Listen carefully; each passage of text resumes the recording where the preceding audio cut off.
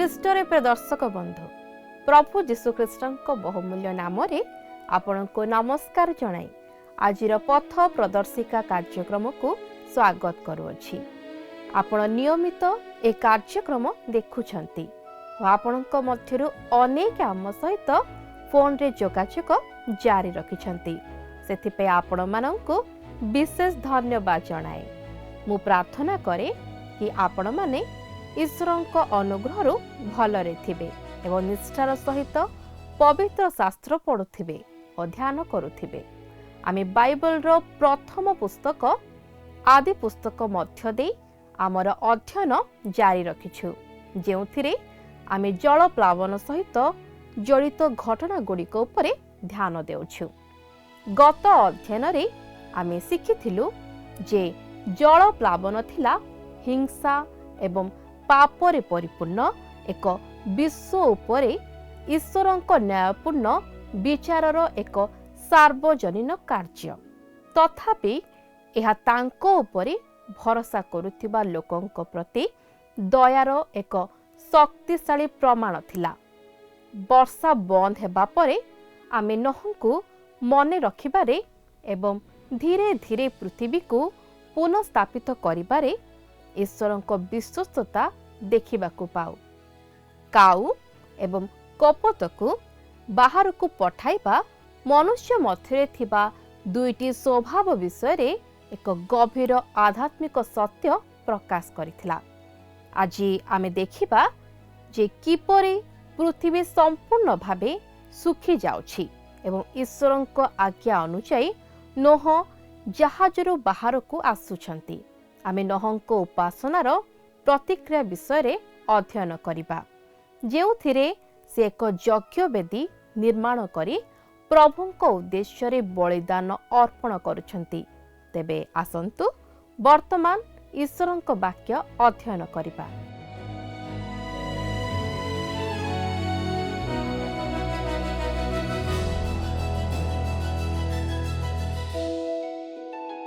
প্রিয় দর্শক বন্ধু নমস্কার।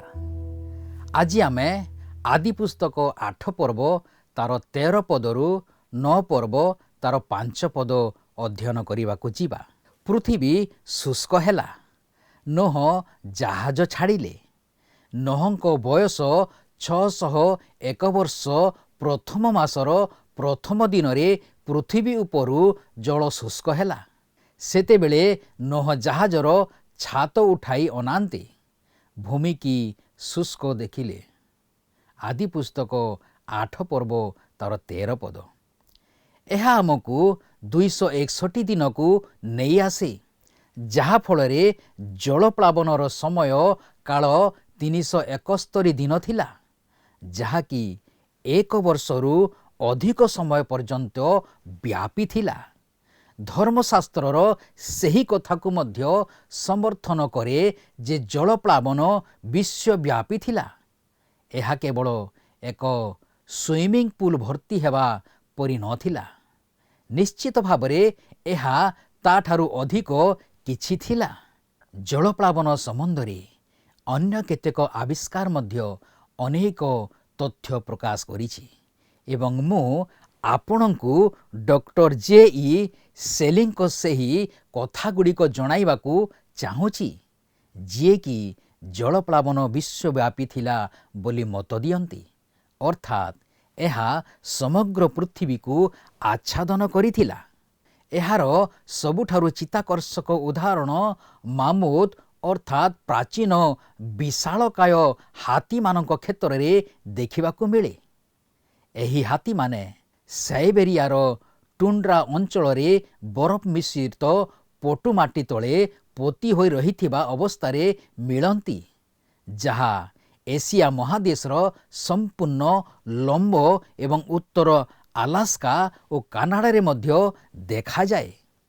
ସେମାନେ କୌଣସି ଜଳାଶୟ ଫସି ରୁହନ୍ତି ନାହିଁ, ବରଂ ଉଚ୍ଚ ସ୍ଥାନମାନଙ୍କରେ ଦଳ ଦଳ ହୋଇ ଶହ ଶହ ଓ ହଜାର ହଜାର ସଂଖ୍ୟାରେ ଦେଖାଯାଆନ୍ତି।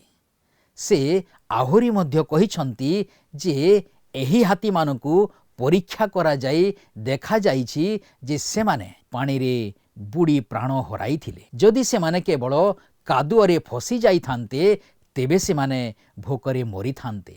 ଜଣେ ଯେତେ ଉତ୍ତର ଦିଗକୁ ଯିବ ସେମାନଙ୍କ ସଂଖ୍ୟା ସେତେ ଅଧିକ ଦେଖିବାକୁ ମିଳିବ।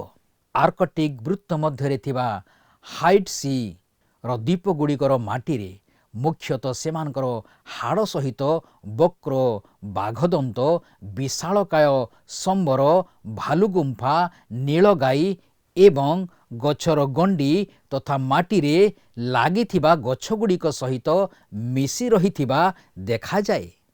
ବର୍ତ୍ତମାନ ସେହି ଅଞ୍ଚଳରେ କୌଣସି ଗଛ ନାହିଁ। ନିକଟତର ଜଙ୍ଗଲ ପ୍ରାୟ ଶହ ଶହ କିମ୍ବା ହଜାର ହଜାର ମାଇଲ ଦୂରରେ ଅଛି। ବର୍ତ୍ତମାନ ସେହି ଅଞ୍ଚଳରେ ବର୍ଷକୁ ମାତ୍ର 3 ମାସ ପାଇଁ ଯେଉଁ ଅଳ୍ପ ବୃକ୍ଷଲତା ଜନ୍ମୁଛି ତାହା ବୃହତ୍କାୟ ହାତୀମାନଙ୍କ ପାଇଁ ଯଥେଷ୍ଟ ନୁହେଁ। ଏପରିକି ସେହି ଅଞ୍ଚଳର 100 ବର୍ଗ ମାଇଲର ଘାସ ମଧ୍ୟ ସେମାନଙ୍କ ମଧ୍ୟରୁ ଗୋଟିଏ ହାତୀକୁ ମାସେ ପାଇଁ ବଞ୍ଚାଇ ରଖିପାରିବ ନାହିଁ। ସେମାନଙ୍କ ପେଟରୁ ପାଇନ ଗଛ, କଣ୍ଟା ଗଛର ଡାଳ ଇତ୍ୟାଦି ଖାଦ୍ୟ ମିଳୁଛି।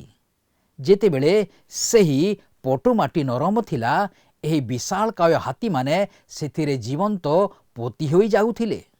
ତାପରେ ସେହି ମାଟି ଜମାଟି ବାନ୍ଧି ବରଫ ପାଲଟି ଯାଉଥିଲା ଏବଂ ସେହି ଦିନଠାରୁ ତାହା କେବେ ବି ତରଳି ନାହିଁ, କାରଣ ସେମାନଙ୍କ ଶରୀର ପଚିଯିବାର କୌଣସି ଚିହ୍ନ ନାହିଁ।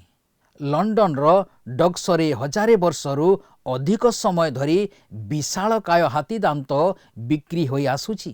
ପ୍ରାକୃତିକ ଇତିହାସ ସଂଗ୍ରହାଳୟ ଲଣ୍ଡନ ଡକ୍ସର ଏକ ଦାନ୍ତ ଭଣ୍ଡାରରୁ ଜଣେ ଏକ ବିଶାଳକାୟ ହାତୀର ମୁଣ୍ଡ ଏବଂ ଦାନ୍ତ କିଣିଥିଲେ। ଏହି ମୁଣ୍ଡଟି ସମ୍ପୂର୍ଣ୍ଣ ସତେଜ ଥିଲା ଏବଂ ଏହା ନିଜର ପ୍ରକୃତ ଲୋମ ଦ୍ୱାରା ଆଚ୍ଛାଦିତ ହୋଇ ରହିଥିଲା। ଯଦି ଆପଣ ବିଶ୍ୱବ୍ୟାପୀ ଜଳପ୍ଳାବନରେ ସନ୍ଦେହ କରନ୍ତି, ଏଠାରେ ଅନେକ ପ୍ରମାଣ ରହିଛି ଯାହା ଆପଣଙ୍କୁ ନିଶ୍ଚିତ ବୋଧ ଦେବ। ତହୁଁ ନୋହ ଆପଣା ଭାର୍ଯ୍ୟା, ପୁତ୍ର ଓ ପୁତ୍ରବଧୂମାନଙ୍କୁ ସଙ୍ଗରେ ଘେନି ବାହାରକୁ ଆସିଲେ। ପୁଣି ସ୍ୱ ଜାତି ଅନୁସାରେ ପ୍ରତ୍ୟେକ ପଶୁ, ପ୍ରତ୍ୟେକ ଉରଗାମୀ ଜନ୍ତୁ ଓ ପ୍ରତ୍ୟେକ ପକ୍ଷୀ ପ୍ରଭୃତି ସମସ୍ତ ଭୂଚର ପ୍ରାଣୀ ଜାହାଜରୁ ବାହାରି ଆସିଲେ। ଆଦି ପୁସ୍ତକ 8 ପର୍ବ ତାର 18 ଏବଂ 19 ପଦ। ନୋହ ଯଜ୍ଞବେଦୀ ନିର୍ମାଣ କଲେ ଓ ହୋମବଳି ଉତ୍ସର୍ଗ କଲେ। ପରମେଶ୍ୱର ଏବେ ନୋହଙ୍କ ସହିତ ଏକ ନୂତନ ନିୟମ ସ୍ଥିର କରିବାକୁ ଯାଉଛନ୍ତି। ଆମେ ପରବର୍ତ୍ତୀ ଅଧ୍ୟାୟରେ ଏହି ନୂତନ ବିଷୟର ଆରମ୍ଭ କିପରି ହେଲା ଦେଖିବା। ଏହି ନିୟମ ଅତ୍ୟନ୍ତ ଗୁରୁତ୍ୱପୂର୍ଣ୍ଣ। ଯେତେବେଳେ ପରମେଶ୍ୱର ନୋହଙ୍କ ସହିତ ଏହି ନିୟମ ସ୍ଥିର କରିଥିଲେ, ସେ ଏହାକୁ ଆଜି ମଧ୍ୟ ପୃଥିବୀରେ ଥିବା ସମଗ୍ର ମାନବ ପରିବାର ପାଇଁ ସେ କରିଥିଲେ। ଅନନ୍ତର ନୋହ ସଦାପ୍ରଭୁଙ୍କ ଉଦ୍ଦେଶ୍ୟରେ ଯଜ୍ଞବେଦୀ ନିର୍ମାଣ କଲେ। ପୁଣି ସର୍ବପ୍ରକାର ସୂଚୀ ପଶୁ ଓ ସୂଚୀ ପକ୍ଷୀଗଣ ମଧ୍ୟରୁ କେତେକ ନେଇ ବେଦୀ ଉପରେ ହୋମବଳି ଉତ୍ସର୍ଗ କଲେ। ଆଦି ପୁସ୍ତକ 8 ପର୍ବ ତାର 20 ପଦ। ଏବେ ଆପଣ ବୁଝିପାରୁଥିବେ ଯେ ନୋହ କାହିଁକି 7ଟି ସୂଚୀ ପଶୁ ଏବଂ କେବଳ 2ଟି ଅସୂଚୀ ପଶୁ ନେଇଥିଲେ। ସେ ଏବେ ସେହି ପବିତ୍ର ପଶୁମାନଙ୍କୁ ହୋମବଳି ସ୍ୱରୂପ ଉତ୍ସର୍ଗ କରୁଛନ୍ତି। ଜାହାଜରୁ ବାହାରିବା ପରେ ନୋହ ସର୍ବପ୍ରଥମେ ପ୍ରଭୁଙ୍କ ପାଇଁ ଏକ ଯଜ୍ଞବେଦୀ ନିର୍ମାଣ କରିଥିଲେ ଏବଂ ଈଶ୍ୱରଙ୍କ ଉଦ୍ଦେଶ୍ୟରେ ଏକ ହୋମବଳି ଉତ୍ସର୍ଗ କରିଥିଲେ। ସେହି ହୋମବଳି ଯୀଶୁଖ୍ରୀଷ୍ଟଙ୍କ ବ୍ୟକ୍ତିତ୍ୱକୁ ଦର୍ଶାଏ। ଏହା ଈଶ୍ୱରଙ୍କ ନିକଟରେ ଗ୍ରହଣୀୟ ହେବା ନିମନ୍ତେ ଏବଂ ତାଙ୍କ ପ୍ରତି ଉକ୍ତି ଏବଂ ପ୍ରଶଂସା ଗୌରବ କରିବା ପାଇଁ ଉତ୍ସର୍ଗ କରାଯାଇଥିଲା। ଏଥିରେ କୌଣସି ସନ୍ଦେହ ନାହିଁ ଯେ ଏହା ସେହି କାରଣଗୁଡ଼ିକ ମଧ୍ୟରୁ ଗୋଟିଏ ଥିଲା ଯେଉଁଥିପାଇଁ ଈଶ୍ୱର ସେହି ସମୟରେ ନୋହଙ୍କ ଉପରେ ସନ୍ତୁଷ୍ଟ ହୋଇଥିଲେ। ତହିଁରେ ସଦାପ୍ରଭୁ ତହିଁର ସୁଗନ୍ଧ ଆଘ୍ରାଣ କରି ମନେ ମନେ କହିଲେ, ଆମ୍ଭେ ମନୁଷ୍ୟ ହେତୁରୁ ଆଉ ପୃଥିବୀକି ଅଭିଶାପ ଦେବା ନାହିଁ।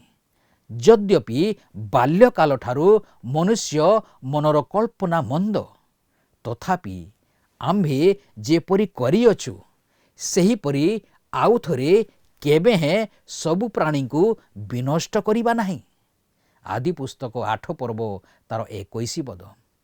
ଆପଣ ଏହାକୁ ସତ୍ୟ ବୋଲି ମାନିପାରିଛନ୍ତି? ଆପଣଙ୍କ ଯୌବନ ଅବସ୍ଥା କଥା କ'ଣ? କ'ଣ ଆପଣଙ୍କ କଳ୍ପନା ମନ୍ଦ ଥିଲା କି ନାହିଁ?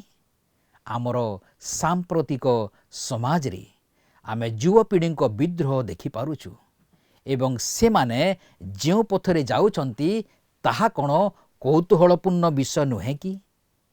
ସେମାନେ ସେହି ସମାନ ଦିଗରେ ଯାଇଛନ୍ତି ଯେଉଁ ପଥରେ ନୋହଙ୍କ ସମୟରେ ଲୋକମାନେ ଚାଲିଥିଲେ। ମଣିଷର ହୃଦୟ ପ୍ରତ୍ୟେକ କଳ୍ପନାର ତାର ଯୌବନର ହିଁ ମନ୍ଦ ଥିଲା ଏବଂ ଏଥିରେ କୌଣସି ପରିବର୍ତ୍ତନ ଦେଖାଯାଏ ନାହିଁ। ଥରେ ଜଣେ ପାଳକ ରାତିରେ ଏକ ଡାକ୍ତରଖାନାକୁ ଯାଇଥିଲେ। ଶଯ୍ୟାଗୁଡ଼ିକ ମଧ୍ୟରେ ପରଦା ଟଣାଯାଇଥିଲା, କିନ୍ତୁ ପାଖ ଶଯ୍ୟାରେ ଥିବା ରୋଗୀଙ୍କୁ ତାଙ୍କ ସ୍ୱାମୀଙ୍କ ସହ କଥା ହେବାର ଶୁଣିପାରୁଥିଲେ। ସେମାନଙ୍କ ମଧ୍ୟରେ ଏମିତି ଏକ ପ୍ରତିଯୋଗିତା ଚାଲିଥିଲା ଯେ କିଏ କାହାକୁ ଅଧିକ ଗାଳି ଦେଇପାରିବ। ସେ କେବେ ହେଳେ 2 ଜଣ ମଣିଷଙ୍କ ମୁହଁରୁ ଏଭଳି ଅଶ୍ଳୀଳ ଭାଷା ଶୁଣିନଥିଲେ। ମୁଁ ଆପଣଙ୍କୁ କହିବି ଯେ ମନୁଷ୍ୟର କଳ୍ପନା ଯୁବ ସମୟରୁ ହିଁ ମନ୍ଦ ଅଟେ। ଉପଯୁକ୍ତ ଉକ୍ତି ବହୁ ବର୍ଷ ପୂର୍ବରୁ କୁହାଯାଇଥିବା ଦେଖୁ। ପୁଣି ଯେ ପର୍ଯ୍ୟନ୍ତ ପୃଥିବୀ ଥିବ ସେ ପର୍ଯ୍ୟନ୍ତ ବୁଣା କଟାର ସମୟ, ଶୀତ ଓ ଗ୍ରୀଷ୍ମ, ପୁଣି ଗ୍ରୀଷ୍ମ ଓ ଶୀତକାଳ, ଆଉ ଦିବସ ଓ ରାତ୍ରି, ଏହିସବୁର ନିବୃତ୍ତି ହେବ ନାହିଁ। ଆଦି ପୁସ୍ତକ 8 ପର୍ବ ତାର 22 ପଦ। ଏହା ମଧ୍ୟ କୁହାଯାଏ ଯେ ସେହି ଜଳପ୍ଳାବନ ଏତେ ବ୍ୟାପକ ଥିଲା ଯେ ଏହା ପୃଥିବୀକୁ ଦୋହଲାଇ ଦେଇଥିଲା। ଆପଣ ଜାଣନ୍ତି ଯେ ପୃଥିବୀ ନିଜ କକ୍ଷରେ ସିଧା ହୋଇ ରହିନାହିଁ। ଆମେ କେନ୍ଦ୍ର ବିନ୍ଦୁରୁ ଟିକେ ଦୂରେଇ ରହିଛୁ। ଆମର ଚୁମ୍ବକୀୟ କେନ୍ଦ୍ର ଏବଂ ଯେଉଁ କେନ୍ଦ୍ରର ଚାରିପଟେ ଆମେ ଘୁରୁଛୁ ସେ 2ଟି ପୃଥକ। ସମୟକ୍ରମେ କେଉଁଠି ନା କେଉଁଠି କିଛି ଗୋଟେ ଘଟିଥିଲା ଏବଂ ଅନେକଙ୍କ ବିଶ୍ୱାସ ଯେ ଜଳପ୍ଳାବନ ସମୟରେ ହିଁ ତାହା ଘଟିଥିଲା। ପୃଥିବୀ ଏଭଳି ଭାବରେ ଘୁରି ବୁଲୁଥିବାରୁ ଆମ ଋତୁ ପରିବର୍ତ୍ତନ ହୋଇଥାଏ। ଏହା ଏକ ଦୋହଲୁଥିବା ଲଟୁ ଭଳି ଘୁରୁଛି। ଆପଣଙ୍କର ମନେ ଥିବ ପିଲାଦିନେ ଯେତେବେଳେ ଆପଣ ଲଟୁ ବୁଲାଉଥିଲେ ତାହାର ଗତି କମିଗଲେ ତାହା ଦୋହଳିବାକୁ ଲାଗୁଥିଲା। ଆଜି ପୃଥିବୀ ଠିକ୍ ସେହିପରି ଭାବରେ ଘୁରୁଛି ଏବଂ ଏହାର ପରିଣାମ ସ୍ୱରୂପ ଆମେ ବିଭିନ୍ନ ଋତୁର ଅନୁଭବ କରୁଛୁ।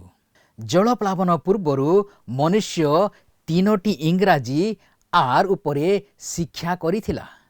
ପ୍ରଥମ ଆର୍ ରିବିଲିୟନ୍ ଅର୍ଥାତ୍ ବିଦ୍ରୋହ କରିବା। ଈଶ୍ୱରଙ୍କ ବିରୁଦ୍ଧରେ ବିଦ୍ରୋହ କରିଥିବା ଦେଖୁ ସମ୍ପୂର୍ଣ୍ଣ ଭାବେ ଖୋଲାଖୋଲି ସେମାନଙ୍କ ଦୁଷ୍ଟତା ବୃଦ୍ଧି ପାଇବା ଆମେ ଲକ୍ଷ୍ୟ କରୁ। ଦ୍ୱିତୀୟ ଆର୍ ରିଭୋଲେସନ୍ ପ୍ରକାଶିତ ହେବା। ଈଶ୍ୱରଙ୍କ ଦ୍ୱାରା ପ୍ରକାଶିତ ବାକ୍ୟକୁ ମନୁଷ୍ୟ ପ୍ରତ୍ୟାଖ୍ୟାନ କଲା। ନୋହଙ୍କ ସାକ୍ଷ୍ୟ ସେମାନଙ୍କ ପାଖରେ ପହଞ୍ଚି ପାରିଲା ନାହିଁ। ତୃତୀୟ ଆର୍ ରିପେଣ୍ଟେନ୍ସ ଅନୁତାପ କରିବା। ପ୍ରାୟଶ୍ଚିତ୍ତକୁ ସମ୍ପୂର୍ଣ୍ଣ ଭାବେ ଅସ୍ୱୀକାର କଲେ। ଈଶ୍ୱରଙ୍କ ନିକଟକୁ ଫେରିବାର କୌଣସି ପଥ ନଥିଲା। ଈଶ୍ୱର ଯେଉଁ ଉପାୟ ପ୍ରଦାନ କରିଥିଲେ ମଣିଷ ତାହାକୁ ଗ୍ରହଣ କରିବାକୁ ଅନିଚ୍ଛା ପ୍ରକାଶ କରିଥିବା ଆମେ ଦେଖୁଁ ଏବଂ 120 ବର୍ଷ ପର୍ଯ୍ୟନ୍ତ ନୋହଙ୍କ ପ୍ରଚାରରେ କେହି ମଧ୍ୟ ପରିବର୍ତ୍ତନ ହେଲେ ନାହିଁ, ଯାହା ଆମେ ଏହି ଇଂରାଜୀ ଅକ୍ଷର ଆର୍ରୁ ଦେଖିବାକୁ ପାଉଁ। ମଣିଷ ବିଦ୍ରୋହାଚରଣ କରିବାରେ ଲାଗିଲା। ଈଶ୍ୱରଙ୍କ ପ୍ରକାଶିତ ବାକ୍ୟକୁ ପ୍ରତ୍ୟାଖ୍ୟାନ କଲା ଏବଂ ଅନୁତପ୍ତ ହୃଦୟରେ ପ୍ରଭୁଙ୍କ ନିକଟକୁ ଫେରିଲା ନାହିଁ। ଏବେ ଯେତେବେଳେ ନୋହ ସେହି ଜାହାଜ ମଧ୍ୟରୁ ବାହାରି ଆସିଲେ ସେ ଏକ ଅତୁଳନୀୟ ସ୍ଥିତିରେ ଛିଡ଼ା ହେଲେ। ସେ ପୁଣି ଥରେ ସମଗ୍ର ମାନବ ଜାତିର ମୁଖ୍ୟ ଭାବରେ ଉଭା ହେଲେ। ଠିକ୍ ଯେଉଁ ସ୍ଥିତିରେ ଆଦମ ଥିଲେ, କୁହାଯାଏ ଯେ ଆମ ସମସ୍ତଙ୍କ ସମ୍ପର୍କ ଆଦମଙ୍କ ସହିତ ଅଛି, କିନ୍ତୁ ଆମେ ତାଠାରୁ ମଧ୍ୟ ନୋହଙ୍କ ସହିତ ନିବିଡ଼ ସମ୍ପର୍କରେ ବନ୍ଧା। ଗୋଟିଏ ଅର୍ଥରେ ଦେଖିବାକୁ ଗଲେ ନୋହ ଆମ ସମସ୍ତଙ୍କର ଆଦି ପିତା ଅଟନ୍ତି। ଅଧ୍ୟାୟ 9 ପ୍ରସଙ୍ଗ, ନୂତନ ନିର୍ଦ୍ଦେଶ ଏବଂ ବ୍ୟବସ୍ଥା। ନୋହ ଓ ତାଙ୍କ ପୁତ୍ରମାନଙ୍କର ପାପ। ବର୍ତ୍ତମାନ ଆମେ ନୂଆ ଭାବେ ଆରମ୍ଭ ହୋଇଥିବା ଦେଖୁଛୁ। ଏହା ଏକ ବୈପ୍ଳବିକ ଆରମ୍ଭ ଥିଲା। ତାହା ବ୍ୟାଖ୍ୟା କରିବା ଆମ ପାଇଁ କଷ୍ଟକର। ମାନବିକ ବିବେକର ଶାସନ କାଳ ଶେଷ ହୋଇଥିବା ଦେଖୁଁ ଏବଂ ଈଶ୍ୱର ମନୁଷ୍ୟକୁ ଶାସନ ବ୍ୟବସ୍ଥା ଦେଇଥିବା ଦେଖୁଁ। ଅର୍ଥାତ୍ ମନୁଷ୍ୟ ନିଜକୁ ନିଜେ ଶାସନ କରିବ। ଈଶ୍ୱର ନୋହଙ୍କ ସହିତ କରିଥିବା ନିୟମ ମଧ୍ୟରେ ଆମେ ଏହାର କିଛି ଅଂଶ ଦେଖିବାକୁ ପାଇବା। ଆମକୁ ଏହା ମନେ ରଖିବାକୁ ହେବ ଯେ ଯେତେବେଳେ ଈଶ୍ୱର ନୋହଙ୍କ ସହିତ ଏହି ନିୟମ କରିଥିଲେ, ସେତେବେଳେ ସେ ତାହା ଆପଣଙ୍କ ଏବଂ ମୋ ସହିତ ମଧ୍ୟ କରିଥିଲେ, କାରଣ ସେ ଏହା ସମଗ୍ର ମାନବ ଜାତି ପାଇଁ କରିଥିଲେ। ନୂତନ ନିର୍ଦ୍ଦେଶ ଏବଂ ବ୍ୟବସ୍ଥା। ଏଥିଉତ୍ତାରୁ ପରମେଶ୍ୱର ନୋହ ଓ ତାଙ୍କ ପୁତ୍ରମାନଙ୍କୁ ଆଶୀର୍ବାଦ କରି କହିଲେ, ତୁମ୍ଭେମାନେ ପ୍ରଜାବନ୍ତ ଓ ବହୁବଂଶ ହୋଇ ପୃଥିବୀକି ପରିପୂର୍ଣ୍ଣ କର। ଆଦି ପୁସ୍ତକ 9 ପର୍ବ ତାର 1 ପଦ।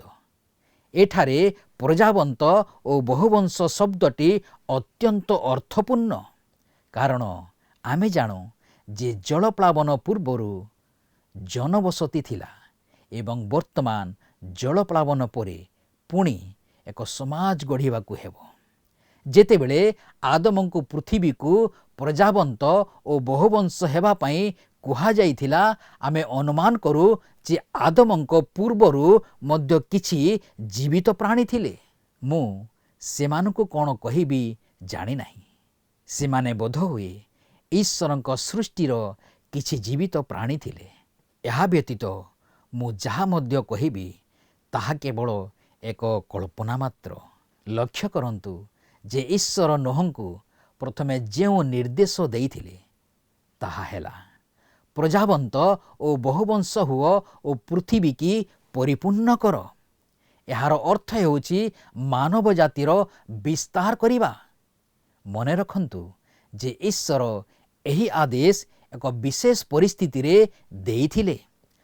ଆଜି ଆମେ ଜନସଂଖ୍ୟା ବୃଦ୍ଧି ପାଉଥିବା ଦେଖୁ ଏବଂ ଅତ୍ୟଧିକ ଜନସଂଖ୍ୟା ବୃଦ୍ଧି ବର୍ତ୍ତମାନ ବେଶ୍ ବିପଜ୍ଜନକ ପରି ମନେ ହେଉଛି। କିନ୍ତୁ ନୋହ ଏକ ଭିନ୍ନ ପରିସ୍ଥିତିରେ ଥିଲେ। ସେ ଏବଂ ତାଙ୍କ ପରିବାର ହିଁ ପୃଥିବୀ ପକ୍ଷରେ ଥିଲେ, ଆଉ କେହି ନଥିଲେ। କଳ୍ପନା କରନ୍ତୁ, ଆପଣ ସକାଳେ ହାଇୱେରେ ଗାଡ଼ି ଚଲାଇ କାମକୁ ଯାଉଛନ୍ତି। ଆପଣଙ୍କ ଆଗରେ ଗାଡ଼ି, ଡାହାଣ ପଟେ ଗାଡ଼ି, ବାମ ପଟେ ଗାଡ଼ି, ପଛରେ ଗାଡ଼ି ଏବଂ ସମସ୍ତେ ହର୍ଣ୍ଣ ବଜାଉଛନ୍ତି। ଆପଣ ଏକ ଟ୍ରାଫିକ୍ ଜାମ୍ରେ ଫସି ରହିଛନ୍ତି।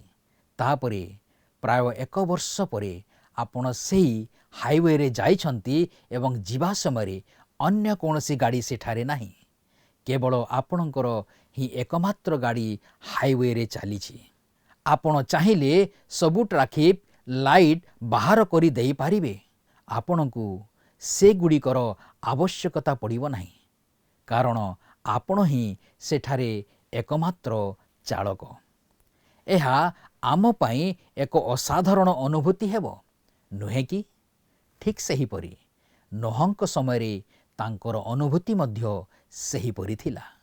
ପୃଥିବୀସ୍ଥ ସମସ୍ତ ପଶୁ, ଖେଚର ପକ୍ଷୀ ଓ ଭୂଚର ଓ ଉରଗାମୀ ଜନ୍ତୁ ଓ ସମୁଦ୍ରର ମତ୍ସ୍ୟ ସମସ୍ତେ ତୁମମାନଙ୍କଠାରୁ ଭୀତ ଓ ଶଙ୍କାଯୁକ୍ତ ହେବେ। ସେହି ସମସ୍ତ ତୁମମାନଙ୍କ ହସ୍ତରେ ସମର୍ପିତ ଅଟନ୍ତି। ଆଦି ପୁସ୍ତକ 9 ପର୍ବ ତାର 2 ପର୍ବ। ଏହି ନିୟମର ଅନ୍ୟ ଏକ ଗୁରୁତ୍ୱପୂର୍ଣ୍ଣ ବିଷୟ ହେଉଛି ପ୍ରାଣୀ ଜଗତ ଉପରେ ମନୁଷ୍ୟର ସୁରକ୍ଷା ଏବଂ ଆଧିପତ୍ୟ। ମୋର ମନେ ହୁଏ ଯେ ଏହି ସମୟ ପୂର୍ବରୁ ସେମାନଙ୍କ ମଧ୍ୟରେ ସମ୍ପର୍କ ଭିନ୍ନ ଥିଲା।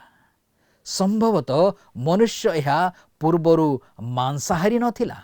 ସମସ୍ତ ପ୍ରାଣୀ ଗୃହପାଳିତ ପଶୁ ପରି ଶାନ୍ତ ଭାବେ ସମସ୍ତଙ୍କ ସହିତ ମିଳିମିଶି ରହୁଥିଲେ ଏବଂ ସାଧାରଣତଃ କେହି ମଧ୍ୟ ପୋଷା ପ୍ରାଣୀକୁ ଖାଇବାକୁ ଇଚ୍ଛା କରିବ ନାହିଁ। ମନେ ରଖନ୍ତୁ ଯେ ଜଳପ୍ଳାବନ ପୂର୍ବରୁ ପ୍ରାଣୀମାନେ ନିଜେ ନୋହଙ୍କ ପାଖକୁ ଆସିଲେ ସେମାନଙ୍କ ମନରେ ନୋହଙ୍କ ପ୍ରତି କୌଣସି ଭୟ ଥିଲା ପରି ମନେ ହେଉନାହିଁ। ବର୍ତ୍ତମାନ ପ୍ରାଣୀମାନେ ମନୁଷ୍ୟକୁ ଭୟ କରୁଛନ୍ତି। ତଥାପି ପ୍ରାଣୀ ଜଗତର ବିନାଶ ପାଇଁ ମନୁଷ୍ୟ ହିଁ ଦାୟୀ। ପ୍ରାଣୀ ଜଗତ ପ୍ରତି ମନୁଷ୍ୟର ବ୍ୟବହାର ଏକ ନିର୍ଦ୍ଦୟ କାହାଣୀ ଆମେ ଦେଖିବାକୁ ପାଉ। ମନୁଷ୍ୟ ଅନେକ ପ୍ରାଣୀଙ୍କୁ ସମ୍ପୂର୍ଣ୍ଣ ଭାବେ ନିଶ୍ଚିହ୍ନ କରିଦେବାକୁ ଚେଷ୍ଟା କରିଛି। ଯଦି ସରକାର ହସ୍ତକ୍ଷେପ କରିନଥାନ୍ତେ ତେବେ ମନୁଷ୍ୟ କେବଳ ଟଙ୍କା ପାଇଁ ହାୱାଇ ଦ୍ୱୀପପୁଞ୍ଜର ମାଛକୁ ହତ୍ୟା କରିଦେଇଥାନ୍ତା। ଏକ ସମୟରେ ପଶ୍ଚିମାଞ୍ଚଳରେ ମଇଁଷିମାନେ ବଡ଼ ବଡ଼ ପୋଲରେ ରହୁଥିଲେ, କିନ୍ତୁ ମନୁଷ୍ୟ ସେମାନଙ୍କୁ ମାରି ଶେଷ କରିଦେଲା। ଆଜି ଆମକୁ ପଶୁମାନଙ୍କ ଜୀବନ ରକ୍ଷା କରିବା ପାଇଁ ଅଭୟାରଣ୍ୟ ପରି ଆଶ୍ରୟସ୍ଥଳର ଆବଶ୍ୟକତା ପଡ଼ୁଛି। ଆମେ ଯାହା କରୁଛୁ ତାହା ଭଲ। ଆଫ୍ରିକାର ପ୍ରାଣୀମାନଙ୍କ ମଧ୍ୟ ସମାପ୍ତ କରାଯାଉଛି। ମନୁଷ୍ୟ ଏକ ଅତ୍ୟନ୍ତ ନିର୍ଦ୍ଦୟ ଜୀବ ପରି ମନେ ହେଉଛି। ମନୁଷ୍ୟଠାରୁ ପ୍ରାଣୀମାନଙ୍କୁ ରକ୍ଷା କରିବା ପାଇଁ ଆମକୁ ଏକ ଶାସନ ବ୍ୟବସ୍ଥା ବା ସରକାରଙ୍କର ଆବଶ୍ୟକତା ପଡ଼ୁଛି। ପ୍ରତ୍ୟେକ ଗମନଶୀଳ ପ୍ରାଣୀ ତୁମମାନଙ୍କର ଖାଦ୍ୟ ହେବ। ଆମ୍ଭେ ହରିତଶାକ ପରି ଏହି ସମସ୍ତ ତୁମମାନଙ୍କୁ ଦେଲୁ। ଆଦିପୁସ୍ତକ 9 ପର୍ବ ତାର 3 ପଦ। ବର୍ତ୍ତମାନ ଈଶ୍ୱର ମନୁଷ୍ୟକୁ ଖାଦ୍ୟ ପାଇଁ ଏକ ନୂତନ ବ୍ୟବସ୍ଥା ଦେଉଛନ୍ତି। ଜଳପ୍ଳାବନ ପୂର୍ବରୁ ଈଶ୍ୱର ମନୁଷ୍ୟକୁ ଖାଇବା ପାଇଁ ସବୁଜ ଗଛଲତା ପୂର୍ଣ୍ଣ ପୃଥିବୀ ଦେଇଥିଲେ। ବର୍ତ୍ତମାନ ସେ ନୋହଙ୍କୁ କହୁଛନ୍ତି ଯେ ସେ ପ୍ରାଣୀମାନଙ୍କୁ ମଧ୍ୟ ଆହାର ଭାବେ ଗ୍ରହଣ କରିପାରିବେ। ଆଜିକାଲି ଖାଦ୍ୟକୁ ନେଇ ଅନେକ ପ୍ରକାରର ଅନ୍ଧବିଶ୍ୱାସୀ ଅଛନ୍ତି ଏବଂ ଅନେକ ସମୟରେ ଏହା ଜଣେ ବ୍ୟକ୍ତିର ଧର୍ମର ଏକ ଅଂଶ ପାଲଟି ଯାଇଛି। ଜଣେ ପାଳକ ଥରେ ଜଣେ ମହିଳାଙ୍କୁ ଭେଟିଥିଲେ ଯିଏ ନିଜ ବିଶ୍ୱାସ ମତ ଅନୁସାରେ ଜଣେ ଶାକାହାରୀ ଥିଲେ ଏବଂ ଯେତେବେଳେ ପାଳକ ତାଙ୍କୁ କହିଲେ ଯେ ଜଳପ୍ଳାବନ ପୂର୍ବରୁ ସେହି ସମସ୍ତ ଲୋକ ଶାକାହାରୀ ଥିଲେ, ସେ ବହୁତ ଉତ୍ସାହିତ ହୋଇଗଲେ। ସେ ଭାବିଲେ ଯେ ଏହା ତାଙ୍କ ଯୁକ୍ତିକୁ ଅଧିକ ଦୃଢ଼ କରୁଛି ଯେ ଆମେ ସମସ୍ତେ ଶାକାହାରୀ ହେବା ଉଚିତ ଏବଂ ସେ ତାଙ୍କ ସହକାରୀଙ୍କ ତତ୍କ୍ଷଣାତ୍ ସେ ବିଷୟ ଲେଖି ରଖିବାକୁ କହିଲେ। ପାଳକ ଭାବୁଥିଲେ ଯେ ପରେ ଏହାକୁ ଲିଭାଇ ଦେଇଥିବେ, କାରଣ ପାଳକ ତାଙ୍କୁ ଏହା କହିଥିଲେ। ଆପଣଙ୍କ ଜାଗାରେ ମୁଁ ହୋଇଥିଲେ ଏହାକୁ ଏତେ ଗୁରୁତ୍ୱ ଦେଇନଥାନ୍ତି, କାରଣ ଆପଣଙ୍କୁ ମନେ ରଖିବାକୁ ହେବ ଯେ ଜଳପ୍ଳାବନରେ ଯେଉଁମାନେ ବିନାଶ ହୋଇଥିଲେ ସେମାନେ ସମସ୍ତେ ଶାକାହାରୀ ଥିଲେ। ଯଦି ସେମାନଙ୍କ ଖାଦ୍ୟର ଅଭ୍ୟାସ ସେମାନଙ୍କୁ ସେହି ସମୟରେ ଉଦ୍ଧାର କରି ପାରିଥାନ୍ତା ତେବେ ସେମାନେ ବିନାଶ ହୋଇନଥାନ୍ତେ। ଆମେ ଏଠାରେ ଦେଖୁଛୁ ଯେ ଈଶ୍ୱର ବର୍ତ୍ତମାନ ମନୁଷ୍ୟକୁ ମାଂସ ଖାଇବା ପାଇଁ ଅନୁମତି ଦେଉଛନ୍ତି, କିନ୍ତୁ ଈଶ୍ୱର ସେମାନଙ୍କୁ ରକ୍ତ ଖାଇବା ନିମନ୍ତେ ନିଷେଧ କରିଥିଲେ। ମାତ୍ର ତୁମେମାନେ ସପ୍ରାଣ ଅର୍ଥାତ୍ ସରକ୍ତ ମାଂସ ଖାଇବ ନାହିଁ। ଆଦିପୁସ୍ତକ 9 ପର୍ବ ତାର 4 ପଦ। ସମସ୍ତ ରକ୍ତ ବାହାର କରିଦେବା ପରେ ସେହି ମାଂସ ଖାଇବା ଉଚିତ। ରକ୍ତ ଜୀବନ ଅଟେ। ଏହାକୁ ବାହାର କରିଦେବା ଦ୍ୱାରା ସୂଚାଏ ଯେ ପଶୁକୁ କଷ୍ଟ ନ ଦେଇ ଦୟାପୂର୍ଣ୍ଣ ଭାବେ ମାରିବା ଉଚିତ ଓ ନିଶ୍ଚିତ ହେବା ଆବଶ୍ୟକ ସେ ମରିଅଛି। ଯଦିଓ ଆମେ ଶିକାର କରିବାକୁ ଭଲ ପାଉ, ଉଦାହରଣ ସ୍ୱରୂପ ହରଡ଼ ପକ୍ଷୀମାନଙ୍କୁ ଗୁଳି କରି ମାରିବାକୁ ପସନ୍ଦ କରିନଥାଉ। କାରଣ ବେଳେବେଳେ ଆମେ ସେହି କ୍ଷୁଦ୍ର ପକ୍ଷୀକୁ ଟିକିଏ ଆହତ ଲାଗିଲେ ସେ କେଉଁ ଆଡ଼େ ଚାଲିଯାଏ ଖୋଜି ପାଇ ହୁଏ ନାହିଁ। ଆମେ ସେପରି କରିବାକୁ ଭଲ ପାଉନାହୁଁ। ଈଶ୍ୱର କହନ୍ତି ଯେ ଯେତେବେଳେ ମାଂସ ଭୋଜନ କରୁଛନ୍ତି ଆପଣ ନିଶ୍ଚିତ ହୁଅନ୍ତୁ ଯେ ରକ୍ତ ସହିତ ମାଂସ ଖାଆନ୍ତୁ ନାହିଁ। ରକ୍ତ ସମ୍ପୂର୍ଣ୍ଣ ବାହାରିଲା ପରେ ନିଶ୍ଚିତ ହେବା ଯେ ପଶୁଟି ଦୟାପୂର୍ଣ୍ଣ ଭାବେ ବଧ କରାଯାଉଛି। ପୁଣି ଆମ୍ଭେ ତୁମମାନଙ୍କ ଜୀବନ ରୂପ ରକ୍ତପାତର ପରିଶୋଧ ନିତାନ୍ତ ନେବା। ପ୍ରତ୍ୟେକ ପଶୁଠାରୁ ହେଉନା କି ମନୁଷ୍ୟଠାରୁ ହେଉ ତାହାରି ପରିଶୋଧ ନେବା। ଆମ୍ଭେ ପ୍ରତ୍ୟେକ ମନୁଷ୍ୟର ଭ୍ରାତାଠାରୁ ମନୁଷ୍ୟର ପ୍ରାଣ ପରିଶୋଧ ନେବା। ଆଦି ପୁସ୍ତକ 9 ପର୍ବ ତାର 5 ପର୍ବ। ଏହା ଏକ ଆକର୍ଷଣୀୟ ଉକ୍ତି, କିନ୍ତୁ ଆମ ମଧ୍ୟରେ ଯେଉଁମାନେ ସୀମାନ୍ତ ଅଞ୍ଚଳରେ ବାସ କରନ୍ତି ନାହିଁ ସେମାନଙ୍କ ପାଇଁ ଏହା ଏତେଟା ଅର୍ଥପୂର୍ଣ୍ଣ ନୁହେଁ। ଏପରି ଅନେକ ବିଷୟ ଆମେ ଦେଖିବାକୁ ପାଉଛୁ। ଈଶ୍ୱର ଦେଖନ୍ତି ନାହିଁ ଯେ ଆମେ କ'ଣ ଖାଉଛୁ, କିନ୍ତୁ ଆମ ସମ୍ପର୍କ ଈଶ୍ୱରଙ୍କ ସହିତ କିପରି ଅଛି ଗୁରୁତ୍ୱପୂର୍ଣ୍ଣ। ଆଜି କ'ଣ ନୋହଙ୍କ ପରି ଈଶ୍ୱରଙ୍କ ସହିତ ଉତ୍ତମ ସମ୍ପର୍କ କାଟୁଛୁ କି? ତେବେ ସେ ଆମକୁ ସୁରକ୍ଷା ପ୍ରଦାନ କରିବେ। ପ୍ରିୟ ଦର୍ଶକ ବନ୍ଧୁ, ଆଜି ତ ଆମ ସମୟ ହେଲାଣି। ପରବର୍ତ୍ତୀ କାର୍ଯ୍ୟକ୍ରମରେ ପୁଣି ଆପଣଙ୍କ ସହିତ ସାକ୍ଷାତ ହେବ। ଆପଣଙ୍କ ଠାରୁ ବିଦାୟ ନେବା ପୂର୍ବରୁ ଆସନ୍ତୁ ପ୍ରାର୍ଥନା କରିବା। ପବିତ୍ର ମଙ୍ଗଳମୟ ସ୍ୱର୍ଗସ୍ଥ ପିତା, ଆମେ ତୁମକୁ ଧନ୍ୟବାଦ ଦେଉଅଛୁ। ତୁମର ଜୀବନ୍ତ ବାକ୍ୟ ଦ୍ୱାରା ଆମମାନଙ୍କୁ ତୁମେ କଥା କହିଅଛ। ତୁମେ ବାକ୍ୟ ରୂପୀ ଈଶ୍ୱର ହେଇ ସବୁ ମୁହୂର୍ତ୍ତରେ ସବୁ ସମୟରେ ଆମମାନଙ୍କୁ ତୁମେ ଉତ୍ତମ ଶିକ୍ଷା ଉତ୍ତମ ପରାମର୍ଶ ଦେଇଥାଅ। ଯେପରି ପବିତ୍ର ପ୍ରିୟ ପ୍ରଭୁ ଆମେ ସବୁବେଳେ ଏକ ବିଶ୍ୱାସମୟ ଜୀବନ କାଟିବାକୁ ପାରିବୁ, ସେହିପରି ଆମମାନଙ୍କୁ ତୁମେ ସାହାଯ୍ୟ କର। ଆଜିର ବାକ୍ୟ ନିମନ୍ତେ ତୁମକୁ ଧନ୍ୟବାଦ ଦେଉଛୁ। ଆଜିର ବାକ୍ୟରୁ ଯାହା ବି ପ୍ରଭୁ ଆମମାନେ ଶିକ୍ଷା ପାଇଛୁ, ସେ ସମସ୍ତ ବିଷୟକୁ ଆମମାନଙ୍କର ଜୀବନରେ ହୃଦୟଙ୍ଗମ କରିବା ପାଇଁ, ସେ ବାକ୍ୟ ଅନୁସାରେ ନିଜ ନିଜର ଜୀବନକୁ ସଜାଡ଼ିବା ପାଇଁ ଆମମାନଙ୍କୁ ତୁମେ ସାହାଯ୍ୟ କର। ଗୌରବ ସମ୍ଭ୍ରମ କେବଳ ତୁମକୁ ଦେଇ ଯୀଶୁଙ୍କର ମଧୁର ନାମରେ ଏହି ପ୍ରାର୍ଥନା ମାଗୁଅଛୁ। ଆମେନ୍। ବହୁତ ବହୁତ ଧନ୍ୟବାଦ। ପ୍ରଭୁ ଆପଣମାନଙ୍କୁ ଆଶୀର୍ବାଦ କରନ୍ତୁ।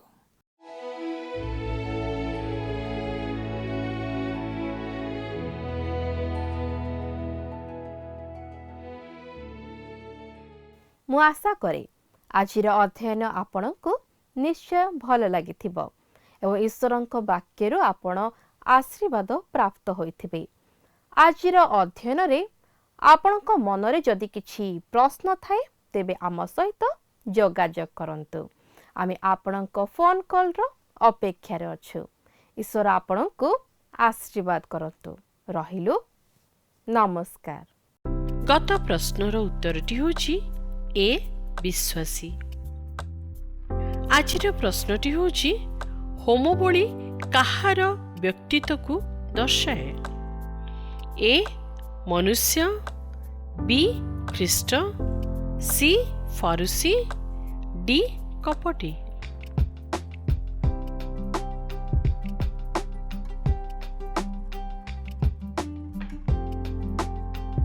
এই ପ୍ରଶ୍ନର ଉତ୍ତର ଆସନ୍ତାକାଲି ସନ୍ଧ୍ୟା 6ଟା ମଧ୍ୟରେ option A, B, C, D ମଧ୍ୟରୁ ସଠିକ୍ ଉତ୍ତର ବାଛି ଆପଣଙ୍କ ନାମ ଓ ସମ୍ପୂର୍ଣ୍ଣ ଠିକଣା ସହିତ 9777221415 ଫୋନ୍ ନମ୍ବରରେ SMS କିମ୍ବା ହ୍ୱାଟ୍ସଆପ୍ ଦ୍ୱାରା ଜଣାଇବାକୁ ଅନୁରୋଧ। ଯଦି ଆପଣଙ୍କୁ ଆମ କାର୍ଯ୍ୟକ୍ରମ ଭଲ ଲାଗୁଛି ତେବେ 044490812996ରେ ମିସ୍ଡ କଲ୍ ଦେଇ ବିଜୟୀ ହୋଇପାରିବେ। ଗତ ସପ୍ତାହର ବିଜୟ ଦର୍ଶକ ବନ୍ଧୁ ହେଲେ ଗଜପତିରୁ ବିଲିଗ୍ରାମ ସାନନାୟକ ପରିବାର।